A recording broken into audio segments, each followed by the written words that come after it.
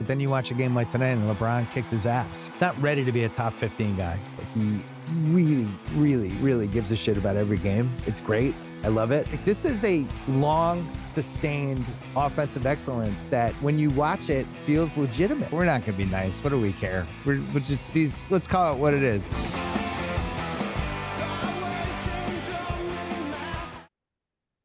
All right, we're taping this. It is 8:47 p.m. Pacific time. It's Rob good to Mahoney know. is That's here. that's when my soul left my body, Bill. I'm glad we have a timestamp on it. Knicks Sixers, not a series for the faint of heart. We're doing this live on YouTube. Yeah. I needed time to regroup, but we told people we're going live, so let's do it. The Jalen Brunson series, do we start there? It's good to see the greatest Nick of all time at what's basically the ground floor. I'm glad we get to be here for this. New York City Hoops God summons the ghost, even though he's still alive, of Bernard King 40 years ago, who had the greatest two-series stretch in the recent history of the New York Knicks. Brunson goes 22 and 24 the first two games, and then 39, 47, 40, 41, which is outrageous. And there was a moment in this game when it felt like Philly was going to come back and win, when they had the little 7-point run there, and it felt chaotic again. The crowd was into it. Brunson calmed things down. He made a big shot, missed the foul shot, but I felt like that stemmed the tide. But he was the best player in the series, and usually that's the rule. Best player in the series wins the series. I don't know how to feel about the Embiid piece of this, because on the one hand, he was good tonight, 39 points, imposed his will, 16 points in the third quarter. On the other hand, as was the pattern, kind of stunk in the fourth quarter. They didn't really do Yeah. very much and then fouled out. This was definitely the piece of complicating evidence for the mounting noise about, oh, give more of the offense to Tyrese Maxey. More, even more leeway for this electric scoring guard we have. I thought in the first half, especially, and particularly in the first quarter, you saw the real limitations of Maxey as a playmaker. He looked just dazed with all the activity that was going on defensively. And Joel is the only reason the Sixers got back in this game. I know they made a run without him playing small, but he stabilized them. And he's the one who really reversed the energy of it to that feeling of inevitability where for a long stretch, the Knicks could not guard him one-on-one. And when they tried to double him, Buddy Hield came out of nowhere to hit every three from the weak side corner. The way all of those pieces kind of interlocked, I mean, Joel was sensational. And I think the inevitability that he was playing with for the vast majority of this game was really impressive. He does wear out by the end, though. And especially when you have guys who can't get him timely entry passes and guys who can't properly space for him. And I thought the Knicks, to their credit, were junking up their coverages just enough where when he caught the ball, in by the fourth quarter at least, he couldn't be 100% sure whether it was going to be a single or a double or kind of a shading zone. It was mixed up just enough to keep him guessing. I'm glad you mentioned that, because I noticed that it reminded me of in football when they start trying to mess with the quarterback and there's show blitz one time, they Yeah. don't blitz, then they send a blitz. And they basically, for the first three quarters, it felt like they were just conventional, right? We don't want to give up any threes. You do what you got to do, Joel. And he was burning them. Then we got to the fourth quarter. Now all of a sudden, the second guy out of nowhere, pretending to send the second guy, but then coming back. And it did feel like it screwed him up. There were moments when it just didn't seem like he wanted to shoot in the Yeah. last 5 minutes. You notice that? Like he was passing up foul line jumpers. He was kind of hot potatoing it at the top of the key. And he also looks super tired to me. And that's one of the things. I mean, this is such a weird series, and I think we'll remember it as a really, really, really, really fun. I don't think we'll call it the greatest first round series ever or anything like that, but a super fun first round series. Absolutely. One of the things I'll always wonder about it is why they never figured out how to pace Embiid so that he was peaking at the right times of the game. Because he clearly had about, what do you think, 29 to 30 good minutes in him every game. And maybe Nick Nurse felt like they just couldn't survive it. But he always felt to me like this car that was like, when you're trying to get to a gas station, you don't want to get off the highway. You're like, no, there's a gas station 13 miles away. I think we could make it. Yeah. That was Nick Nurse's strategy for this entire series. I think we can make it. I think there's a gas station down there with the Chick-fil-A, and just wait. We're going to get there. And then you break down on the side of the road. This has always been the Nick Nurse school is let's just add 5 more minutes to that guy's workload. Let's just keep pressing a little bit more and see if it works and see if it works. And But it's one, going against Tibbs, yeah, who's I know. also like, oh no, hold my beer. I appreciate the commitment to endurance on all sides. But I think contributing to that and the Nick Nurse dilemma as far as when to pull Joel Embiid and how to format the lineups to best accommodate that, every time he steps on the floor feels incredibly precarious. And Yeah. there were like 5 players in this game for whom it felt that way.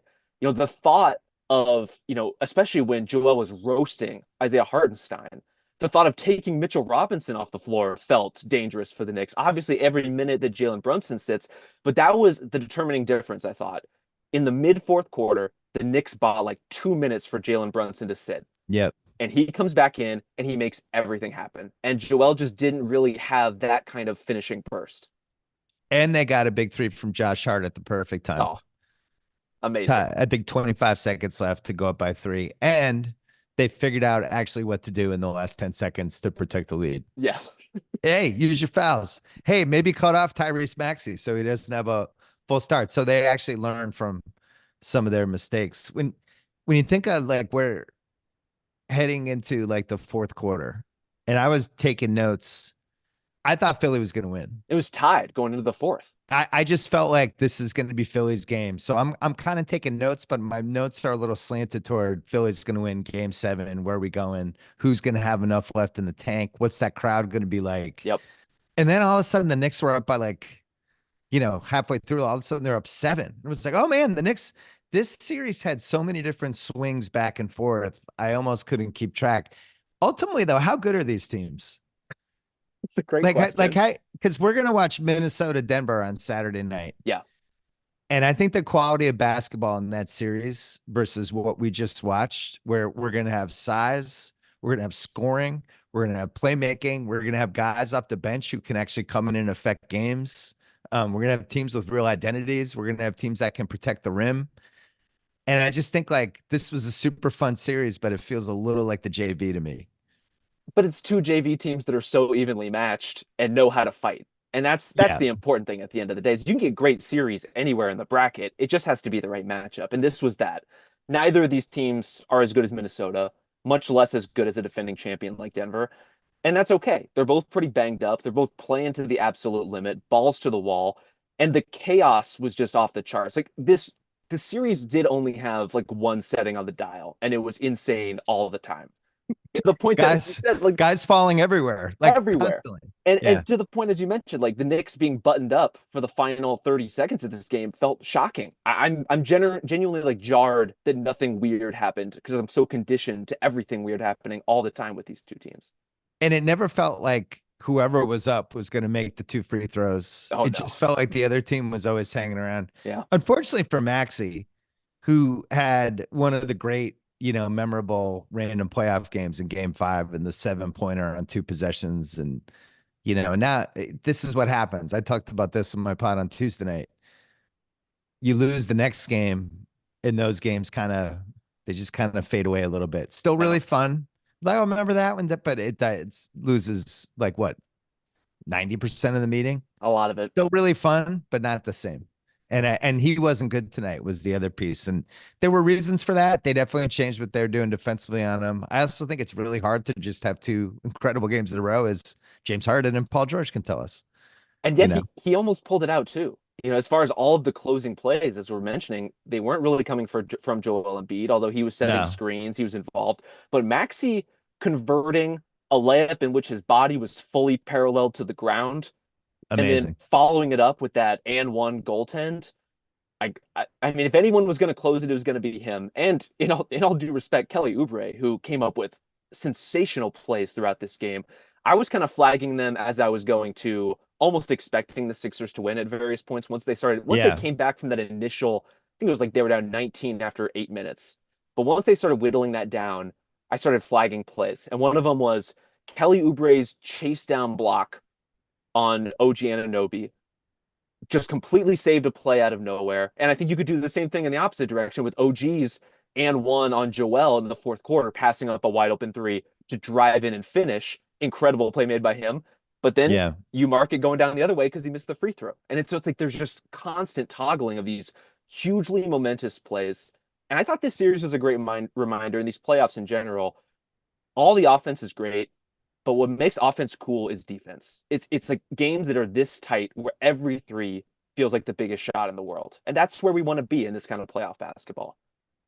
The biggest thing for the Knicks tonight, they knew what they're getting from Brunson. But I thought DiFrancesco, who ended up, does that say 48 minutes? Yeah. 40, it's 46 or 48. I can't see. Uh, he had 23. He finally got going. That was the thing in the first 5 games. It just didn't look like him.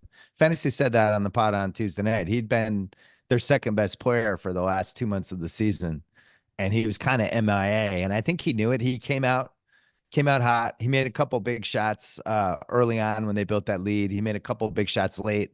His defense was there. He was scrappy. It just looked like him again. So they had him going. I thought OG had another good game.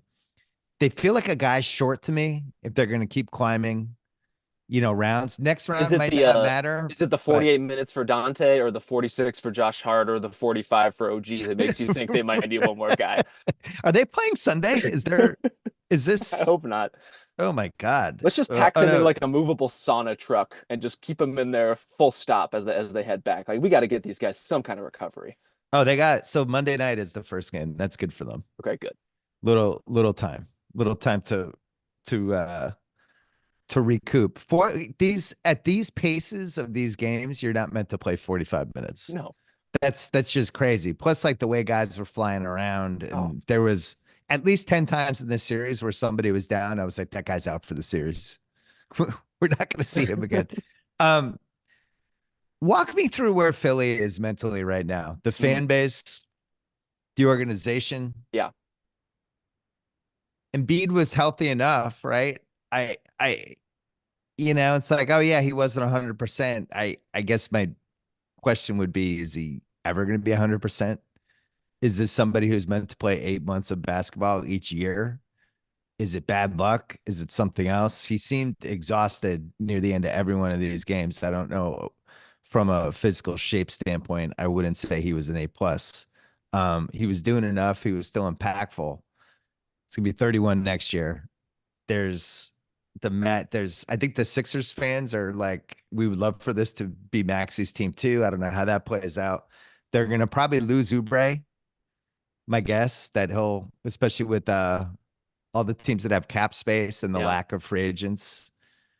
They have cap space. There's been Paul George rumors. I don't know why Paul George would not go to Orlando over Philly if I had the choice, and I'm just betting on a team. Mm.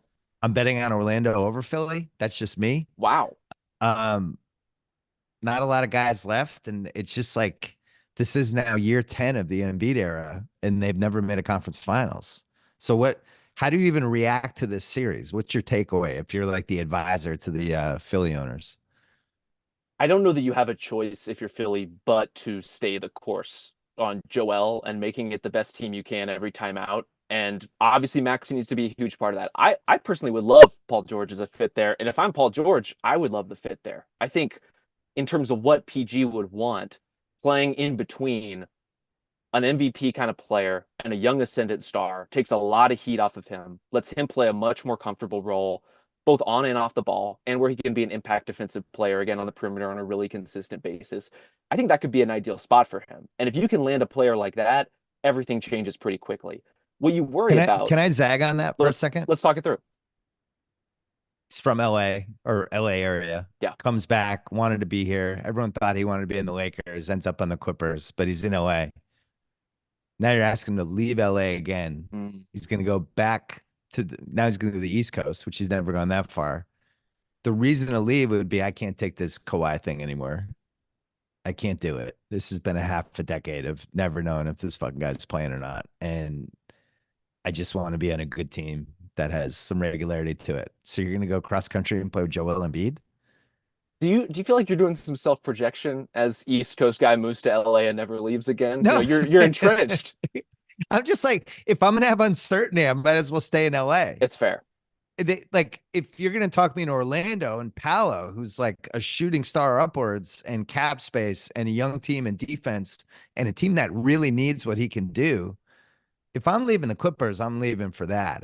And I don't care where he goes. Like either way, they're going to be a competitor for the Celtics. But to go to Philly and be in the same kind of is he playing or isn't he playing situation, I don't know why he would do that. Yeah, I think it's with Orlando, it's a matter of how close do you think that team is, and how much do you think their current problems are spacing, mechanical problems versus decision-making young player problems. And I think it's a Right. combination of both. But if you're Paul George, 34 years old, you're kind of picking your shot right now. Like this next team is going to be the team that's going to give you a chance to potentially contend for a title. And if you want to chill with the Clippers and enjoy all that that entails, power to you. But I think Philly could give him, if not his best, then close to his best chance to actually contend for something. This message was presented by Daryl Morey. You know what? I was at the Clipper game last night and they do the rosters. Yeah. And it's like, blah, blah, blah, in his 12th year. Blah, blah. So they get to Paul George. And I've been to a bunch of Clipper games. I just never noticed this before. They're like, in his 14th season. I'm like, oh my God, Paul George, 14 seasons already? Because I you know. think of him as like this relatively young guy. He looks the same. But so this next contract will be years 15, 16, 17, and 18. Huge. And he's got a metal rod in his leg. And, he's had some other injuries. I don't know. That made me think like he's probably taking one last big ass contract.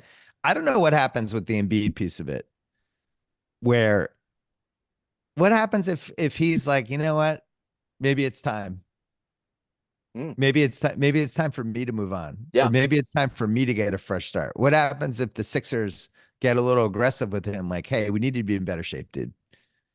Like you can't play yourself into shape during the season. You have a lot of miles on you. You've had a lot of different injuries. We really want you to dedicate. We don't think you should play Team USA.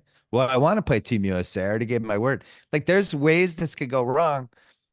And then the Daryl Morey piece, what happens there? How many years does he get? Do they start looking at him side-eyed a little bit? Like Mm. they just made all these moves. They traded James Harden, didn't really get a lot back. Not that if you watched them last night, you would be amazed you got anything back. But do they start wondering like, is his vision the right vision? All fair I don't know. questions. I think as far as the moves that they made with what they had, Oubre is a great example. That's a home run signing, given Yep. given the financial investment. Kyle Lowry, a non-factor in this game, but has been meaningful in others, and that's a pickup, a marginal pickup along the margins, or a marginal pickup along the edges of the Yeah, for roster.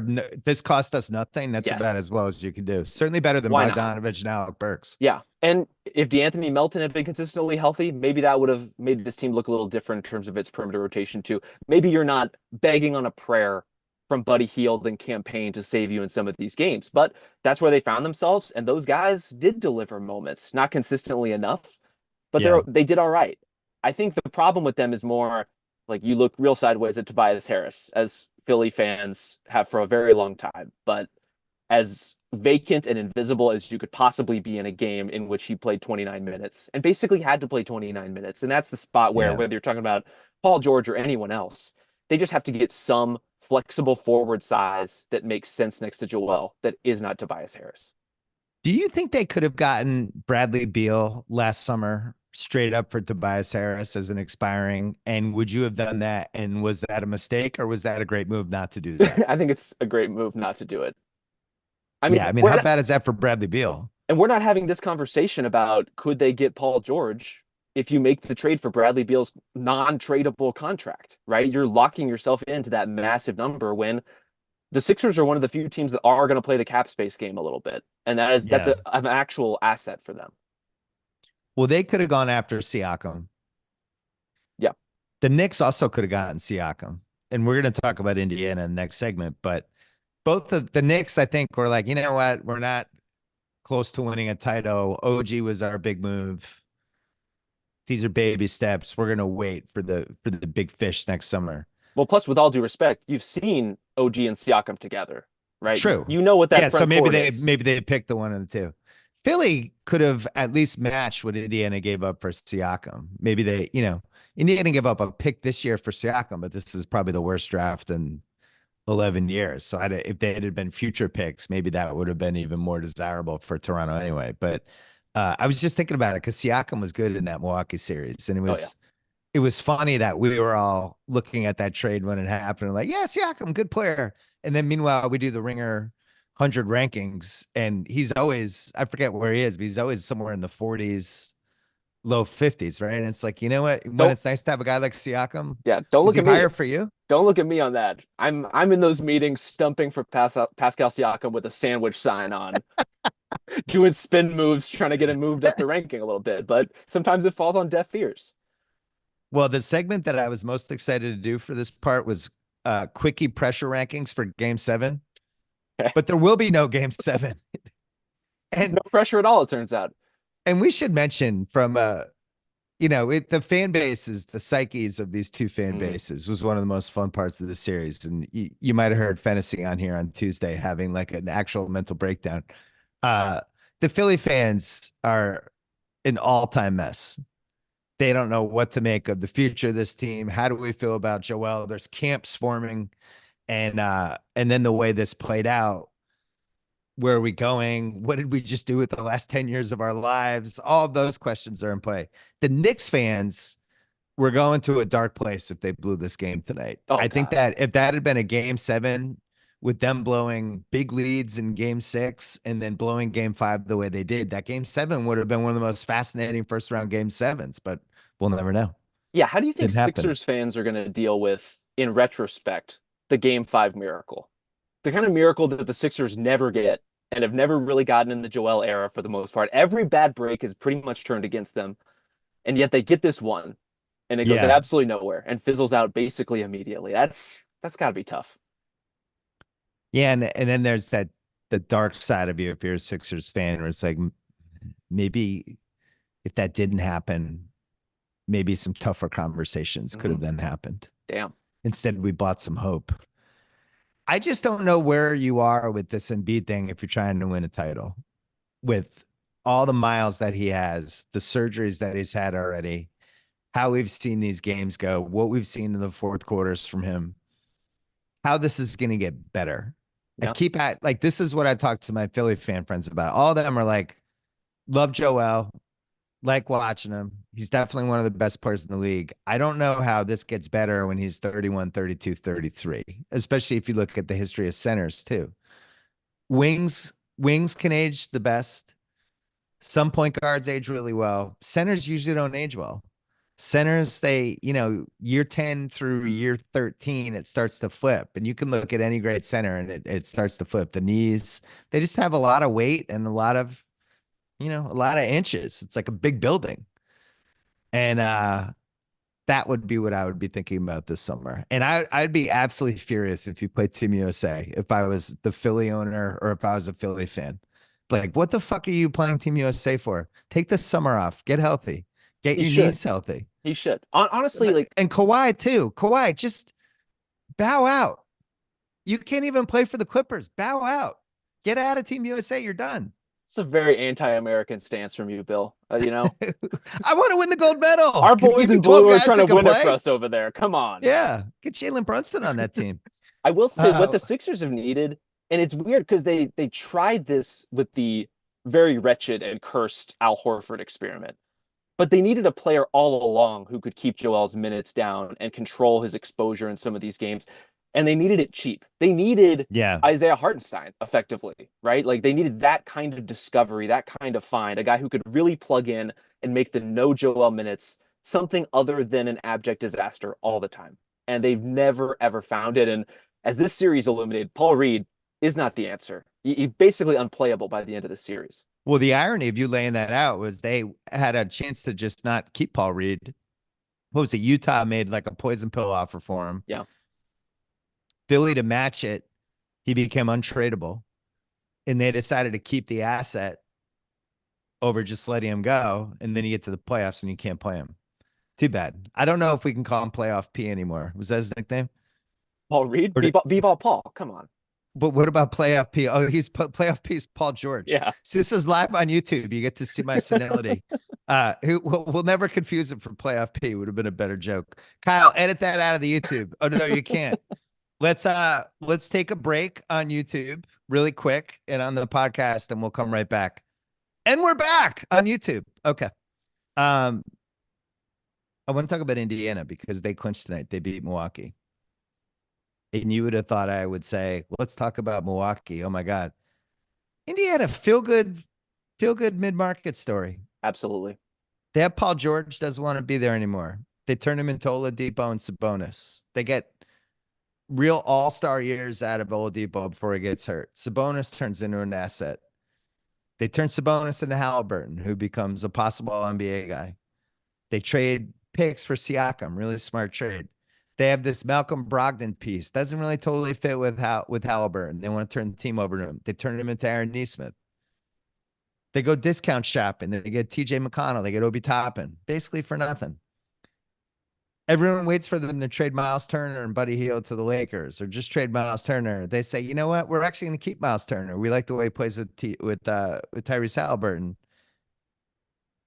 And now they're in the second round of the playoffs, and they wax this no Giannis Milwaukee team, which was even without Giannis pretty expensive.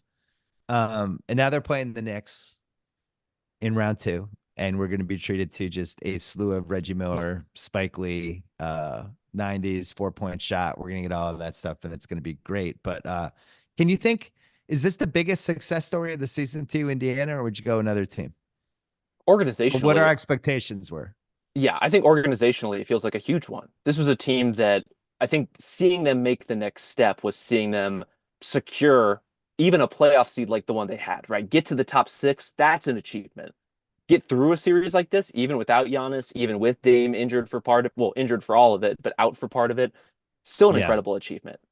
Most importantly, I think if there's a lot of ups and downs clearly for Indiana and their execution in some of these games. But if you look at game 1 and game 6, those are very, very different teams that Indiana put on the floor. That's a team that grew up in their first playoff experience. And that's really all you want from this sort of series. Obviously, you want to advance. You want to do the best you can with the opportunity in front of you, but you want to see these young guys figure it out. And they absolutely did. I thought Tyrese Halliburton in particular, even just seeing him like attack the basket a little more in this closeout game, it's like maybe 3 games too late, but a relief to see.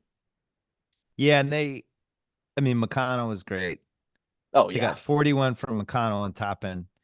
And this is where the Giannis piece both I think matters and doesn't matter. Milwaukee couldn't guard anybody's point guard the whole season. No. And Indiana was always a bad matchup for them and could just send these guards just constantly just flying by people, getting in the paint, making stuff happen. I got to be honest. I think Indiana would have beaten Milwaukee with or without Giannis. Did in the regular season, as you said, pretty soundly every time. I really do. I think they would have won. I thought that Milwaukee team was really suspect. I thought they were old. I thought they were unathletic. I don't think they ever figured out the wings at all. And somebody like Siakam was just feasting on every wing they had because they just weren't athletic enough. And then you could say, well, Dame was a little hurt. Look, man, when you're trading for super expensive superstars and they're past the age of 32, 33, 34, this is what fucking happens. It's not like bad luck that Dame got hurt. He's old. It's not bad luck that James Harden sucked last night. He's old. James Harden's going to play well once a week. This is what happens when guys get into their mid-30s, with the exception of LeBron James, who could play 44 minutes in altitude in Denver in game 5. And he's, in year 21. So we'll put him to the side. But for the most part, older players are up and down. And this was one of the reasons I didn't like the Dame trade that much for what they gave up. Because I'm like, maybe he's moving into a different point of his career. And I think he is. Yeah, he looks awesome on certain nights. But when you think about like Anthony Edwards, the stage of the career that he's at, age 22, I don't know what I'm getting from, maybe he'll go 6 for 17, 6 for 18, but I know what I'm getting from an athleticism, intensity, going up and down, durability. He's going to be in every game. And that's the difference when you're talking about guys in their mid-20s versus a guy at Dame's age. So I feel like you can't use that as an excuse. That's what you traded for. It doesn't feel like a coincidence that the guys who roasted the Bucks in this game are hyperactive TJ McConnell, hyper athletic Obi Toppin, everyone who was running full court, everyone who was attacking relentlessly. I think the fluke as far as the bad luck is Giannis. Him getting hurt is the part of it that is unpredictable and maybe somewhat rooted in how bad the Bucks were in the regular season and how hard he had to go all the time to try to correct it. they do have this thing where they are so old and they're so slow. And this was always like a talking point around the Steph Clay Warriors too, where obviously one of the great shooting teams of all time because of those two guys. But if you look elsewhere, there really weren't a lot of great shooters on those teams Hmm. otherwise.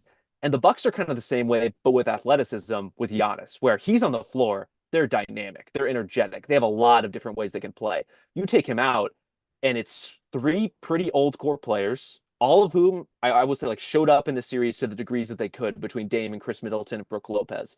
They did their best. But at that age, like you're running a little bit too much risk on guys who could throw their back out with a sneeze. Like that's kind of where your team is hanging at this point. Yeah, I'm glad you mentioned that about Giannis because yeah, bad luck, he hurt his calf.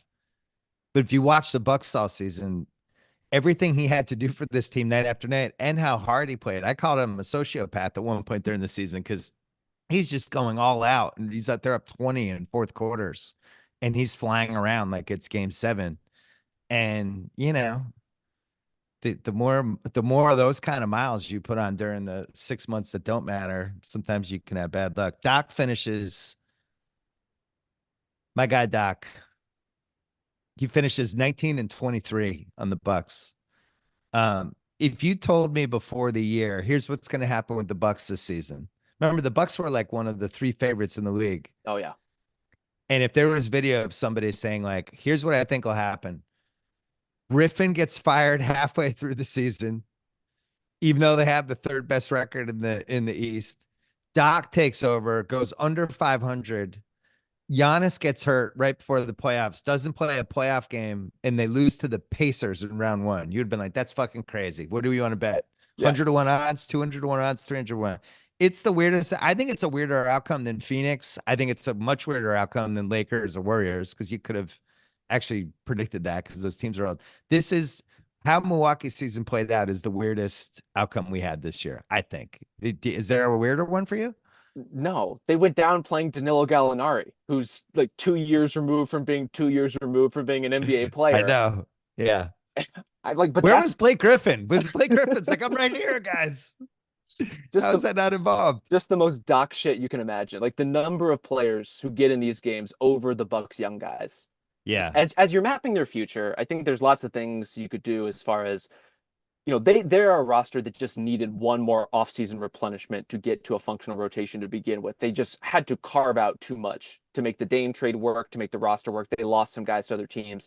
It just kind of got away from them coming into this season, and I thought they might Yeah. fix that along the way. They didn't, but they need like a Peyton Watson as much as anybody. They need a young guy that Doc will, and I understand the paradox of what I'm about to suggest. Yeah. He's not going to do it. Someone he can maybe possibly hypothetically trust and at least work through some mistakes. That's what He'd they need. rather trust Pat Beverly. He's like, I trust Pat Beverly, who whipped a basketball at a fan Not a tonight near fan, the end of yeah. the game. Yeah. Listen, I think they're in really bad shape. And I feel the same way about the Lakers and the Warriors from the sense of we do this with the talk cycle. And this is the ESPN shows. It's like, can the Lakers turn around? What do the Lakers have to do?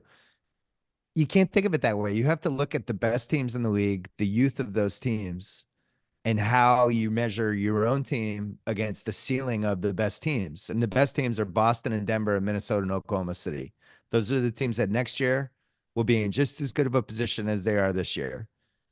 And if you don't have a chance with the roster you have to swim in that pool, what do you do? If you're Milwaukee, it's like it's going to be a real stretch for you to go jump from the kiddie pool to that pool.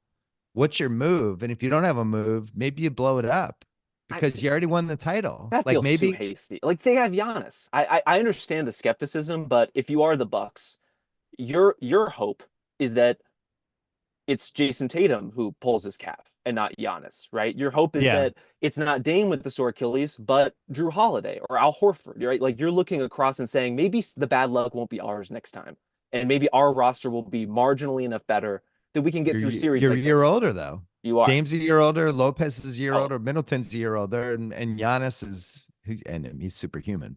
yeah. But I don't really know what the fixes are for them. They don't have any picks. They're not gonna have cap space. No.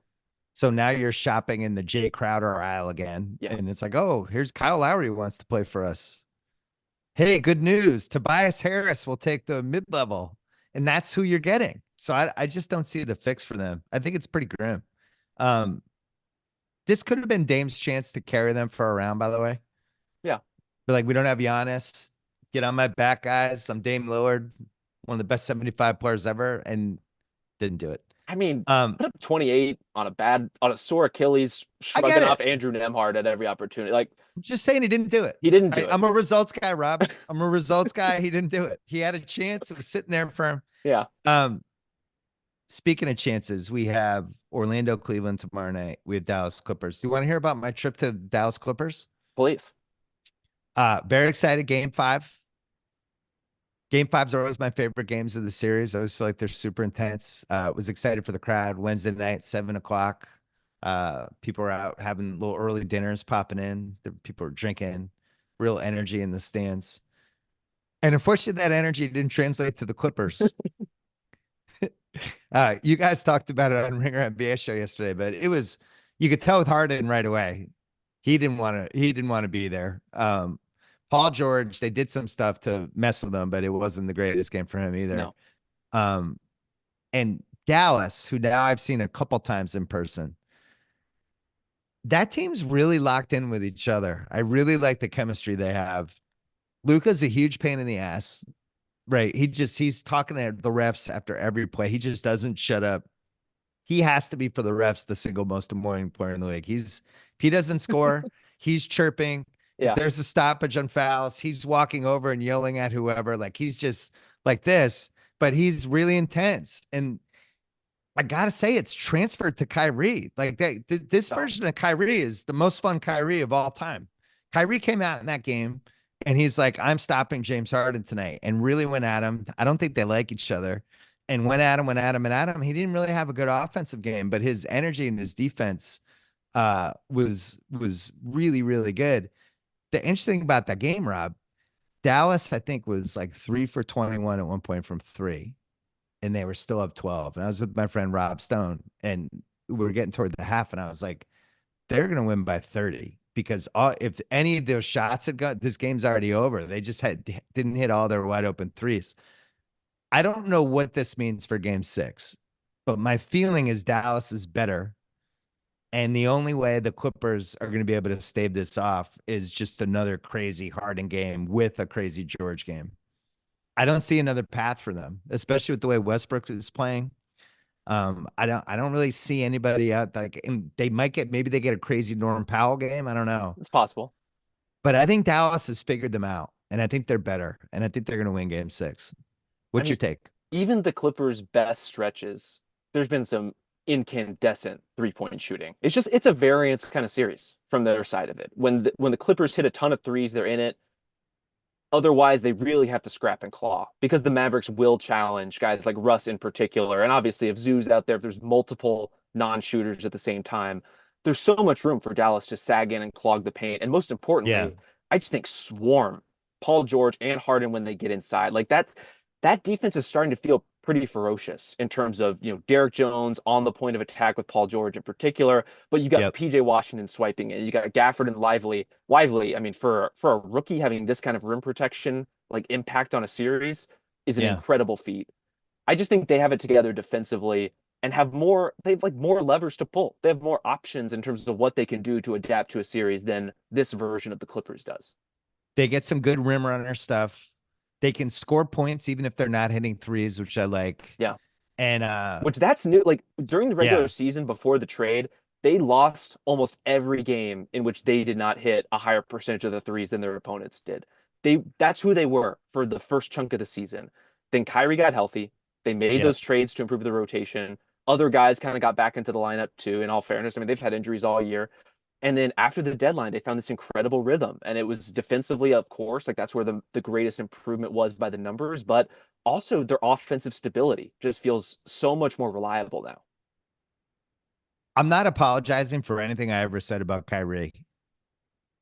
I really like watching Kyrie, and I'm glad he's reached whatever point in life that he's in, because he is so much fucking fun to watch in person play basketball. There's nobody like that dude. When he gets the ball, he's the only guy in the league. If he gets the ball, like, on a fast break transition, but there's 2 guys back, or And you three. can see him size it up and it'd be like, I'm scoring anyway. And he Yeah. just goes in and does like his weird Kyrie fucking magician shit.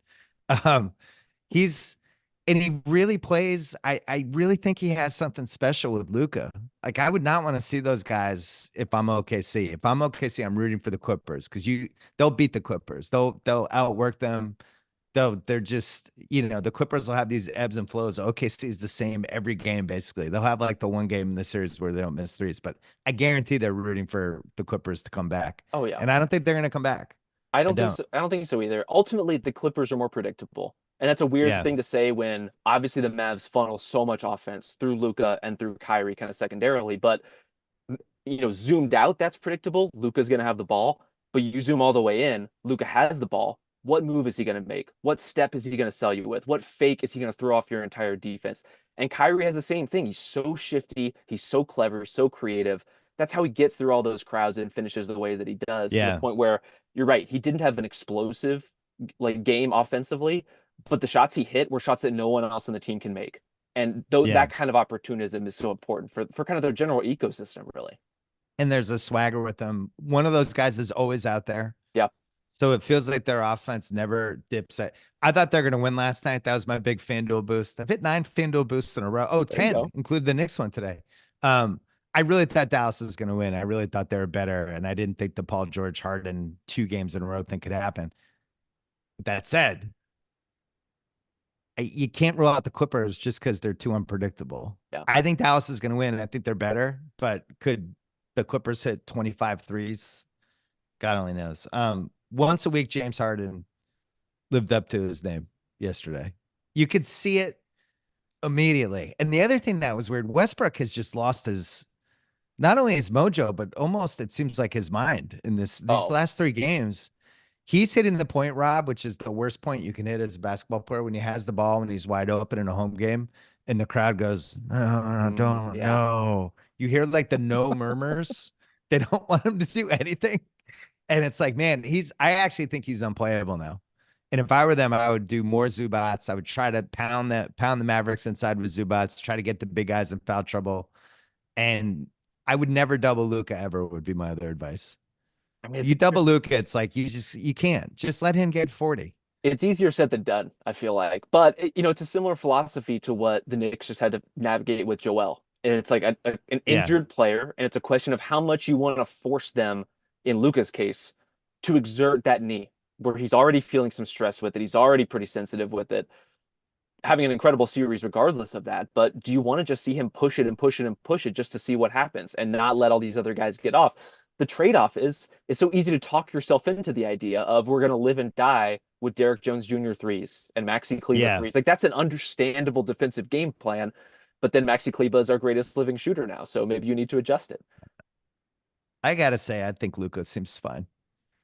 Like I know they're like, yeah, his knee's banged up. It's like you talked about it on the show today. He was pushing the Oh yeah, ball with real pace, and they really tried to, I think, push the pace partly because of Harden and partly just to change it up, but it worked. The other one we have tomorrow is Orlando Cleveland game 6. I call Cleveland 3 faces of Cleveland.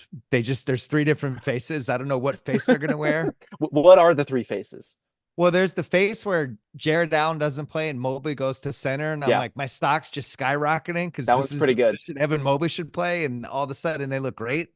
There's the no Garland, just it's Mitchell's team Cavs where it's like, oh, this is kind of like the Utah situation for him. And this looks like something. And then there's the other version where everybody's playing and nobody seems that happy. Yeah. And I think that's what we're getting tomorrow night if Jared Allen plays. I think Orlando's going to win tomorrow night. I think Orlando is a really good home team. And this feels like one of these two has to go 7 because of the rule. We have to have a 7-game series in round 1. Gotta have it. This would be my pick. What about you? I would love it. And it does feel like temperamentally the kind of series where just home teams win every time, right? Like that's just kind of how the balance of the series has swung for Yeah. the most part.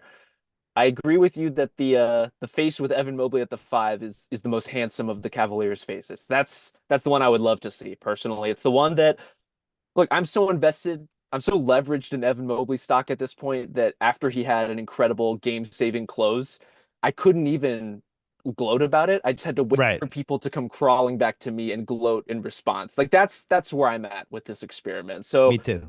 anything we can do for me personally to let Evan Mobley shine, I'm in favor of. And honestly, it seems like in a lot of cases, and specifically in this matchup, they are better suited playing with a little more space, with a little more maneuverability. And from the sounds of some of the interview quotes that are coming out of the Cavaliers, I think Donovan Mitchell agrees with us. Yeah. Well, so if he stays, by the way, Jared Allen will have real trade value if that's Really how they good decide player. to go. Yeah. Really good player and a good contract. Yes. And there's teams that need size. So maybe that's how this heads. I think Mobley's a 5. That's how I've justified my untenable stock position in him. It's Right. like when he's at the 5, this is all going to pay off. Orlando has at home, they get stuff from their bench.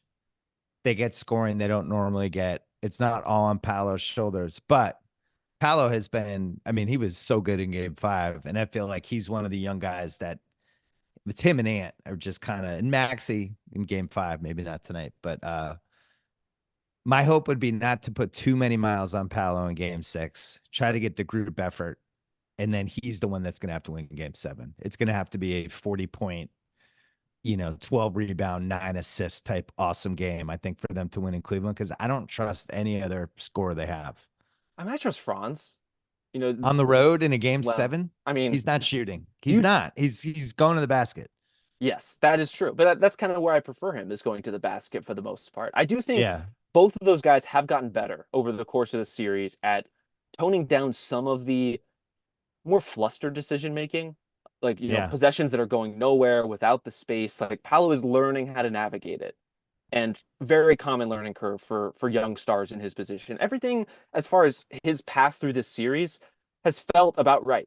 Some early struggles, trying to run through the wall, and then over the course of it, Yeah. you can see the gears turning, and you can see him trying to solve everything that's in front of him, whether it's a big lineup or a small one.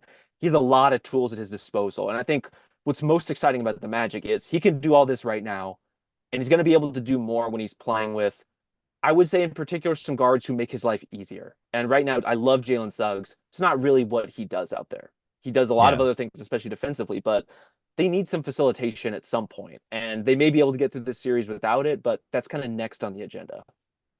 Well, as Mike Lombardi would say, sometimes you're one injury away. And Gary Harris got hurt, and that might have been one of the best things that happened in the It's Magic, tough. because it opened some minutes for some other people. I was thinking, I don't know why, but I feel like Orlando's going to win this series, and I don't. It's not rational. Yeah. I think they're going to win game 6, and I don't believe in that. I could see that Cleveland team either winning by 20 or losing by 2 at home. But I was thinking if it does end up being Orlando Boston in round 2, that's another stomach punch for the Philly fans. Mm-hmm. Fultz versus Tatum. They're like, really?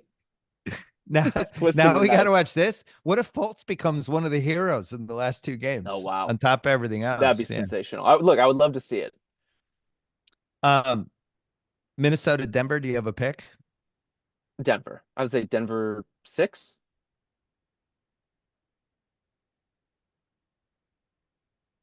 I think Denver. I'm actually probably not betting the series. You're scared off it. I want to watch a game. If you were going to create a team in a lab to beat Denver, a realistic team, I think it would be Minnesota, the way Edwards is playing. Yeah.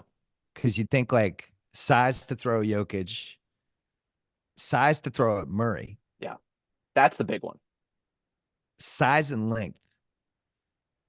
And it's comes down to the late game stuff with them. And how ready is Edwards?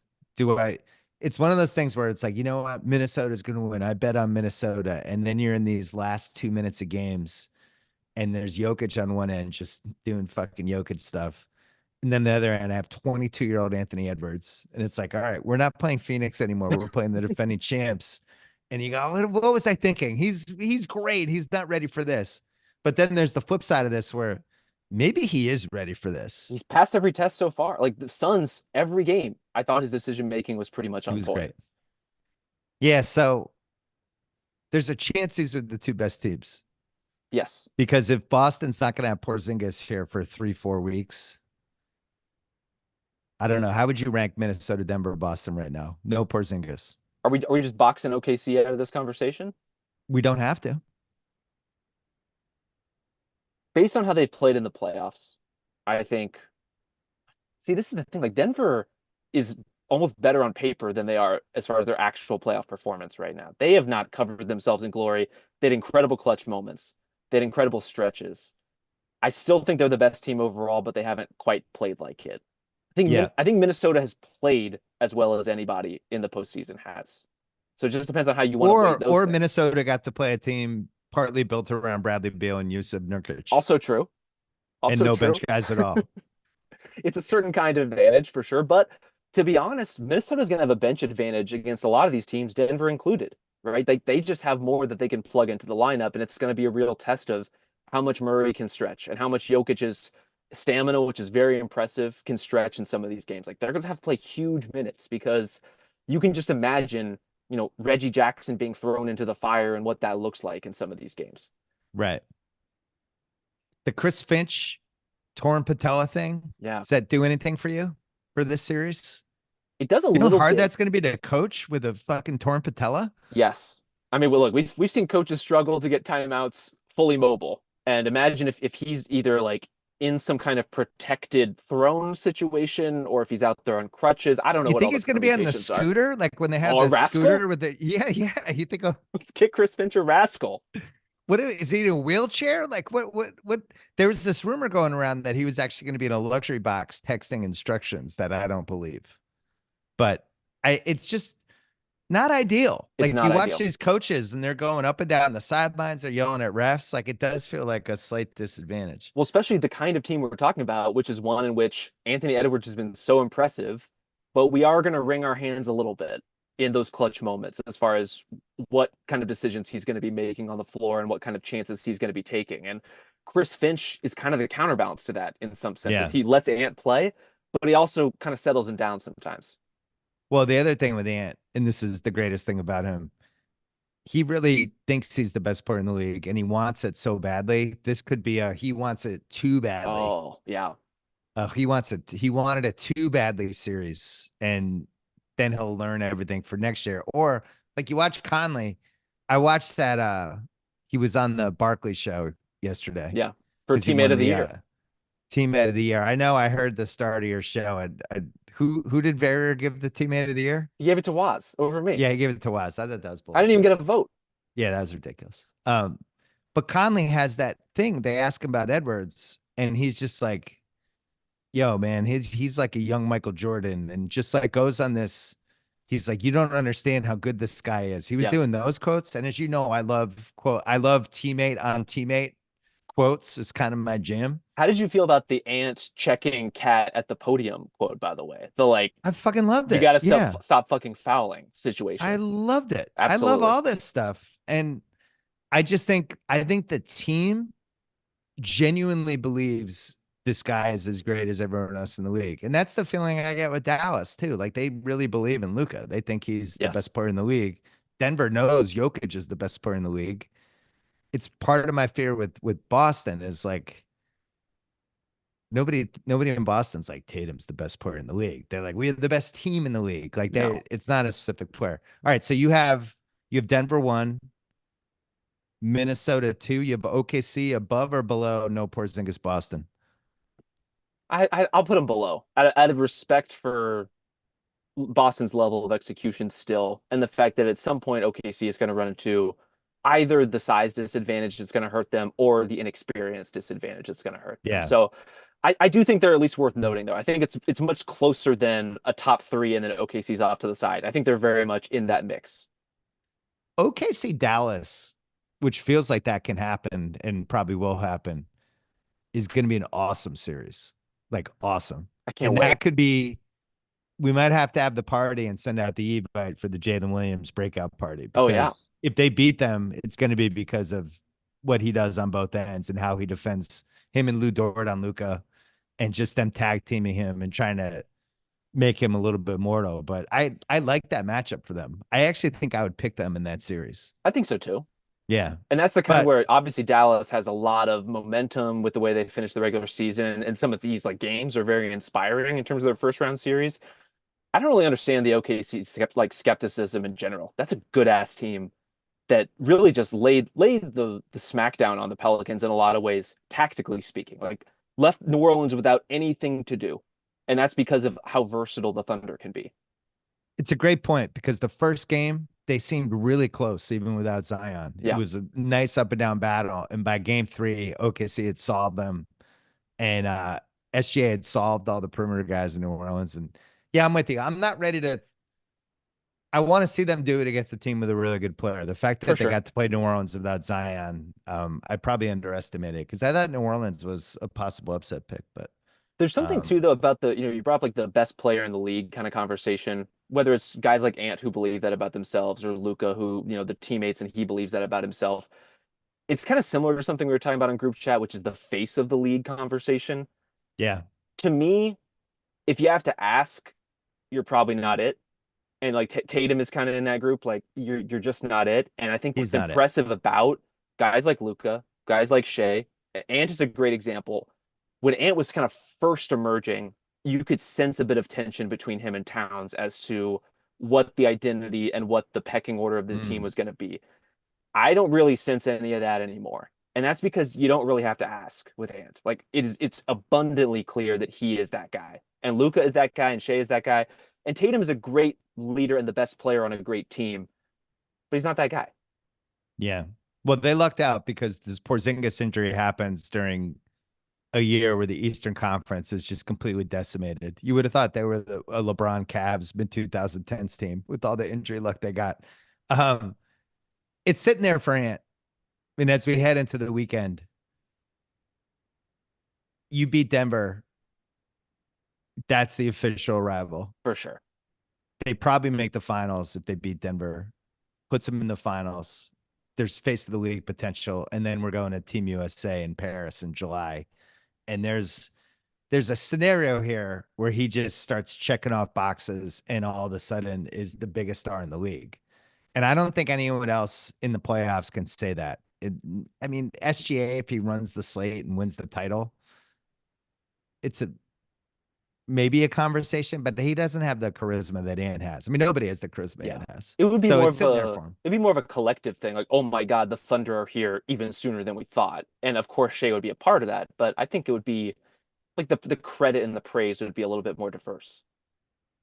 Presti would be like, they've won the title and he has 29 firsts. He'd be like the guy in Monopoly who's just paying people to roll the dice for him. He's like, hey, if you make my pick, I'll give you a second rounder in 2029. And if you go get me a Diet Coke, he's just taunting everybody. Uh, so we both have Denver Yes.